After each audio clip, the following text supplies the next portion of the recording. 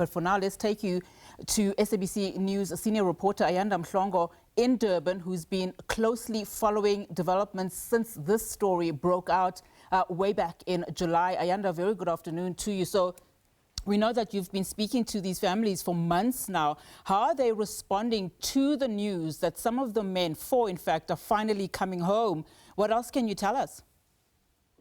Good afternoon to you. Good afternoon to our viewers. Certainly, it has come with so much relief for the families. It's been a harrowing 7 months for them as they've been waiting and pleading with the authorities, the president, to intervene and to secure the safe return of these men. And I spoke to the mother of one of the men, Phumla Zuma, who happened to be the sister-in-law, in fact, of the former president, Jacob Zuma, and her son is understandably one of the 4 men that has finally arrived home, and she's absolutely delighted that finally her son is arriving home after a very, very difficult 7 months with these men abroad. I think, Unathi, what has been very important, and I think the families throughout this time, what they've been trying to stress, one, of course, is the unhappiness in how this whole matter transpired, the fact that they were lured to Russia, as you've been saying in your discussion with Kaya, on the promise of a private security training. But also, the families just speaking about, Unathi, for these men, in fact, for every single one of them, this was the first time that they'd ever stepped out of the country to go to a foreign country, and there they were stuck in Russia, in a country where it's unfamiliar territory. They're in the middle of a brutal war. They have been given firearms, and battle equipment, which they've never used in their life. Also, at some point, the weather conditions as well, they had started to snow. It was extremely, extremely cold. And all of these were conditions that these men were unfamiliar with. And this is what the families have been trying to stress all this time, let alone, as you're speaking to Kaya, the psychological impact of all of this is also something that the families were extremely concerned about. They were receiving messages here and there from the men. Some of them had given up, very concerned that they might even want to commit suicide whilst they're there. So it's really been a very long and painful 7 months for these families.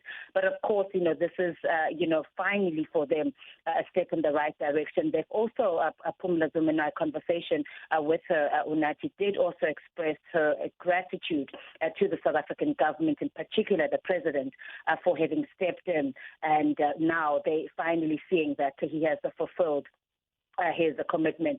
Of course, understandably, Unathi, we know that this is just but the first step. There are still 13 other men that are still overseas that are yet to come back home, and so they're hoping that they will return home very, very soon. The other aspect of it, of course, is that, Unathi, we can't ignore the fact that it's still going to be a long road ahead. We do know, as you were saying, that the authorities are looking into this matter. There were the 2 cases that were opened. One was opened by Jacob Zuma's eldest daughter, Nkosazana, where, as you've been saying in your conversation with Kaya, that she implicated her sister, Duduzile Zuma Sambutla. And then, of course, Zuma Sambutla then also opening a counter case where she claimed that she had been misled by a certain individual who had been allegedly involved in the scheme. And so, the families have also said that they understand that authorities are going to have to now look into this matter. There's still the issue of whether or not these men might have broken the law. So that is also something that they're going to have to deal with. We know that the South African Constitution is very clear when it comes to South African citizens getting involved in foreign armed conflicts. So it's still going to be a longer road ahead for them in terms of what the response is going to be for the authorities. What we do know is that upon arrival in Johannesburg, they are then going to engage with the authorities. That will be the Hawks, who understand, who are investigating this matter, and of course some other officials. So as I was saying, from the families, they understand that there's still this process that still has to take place.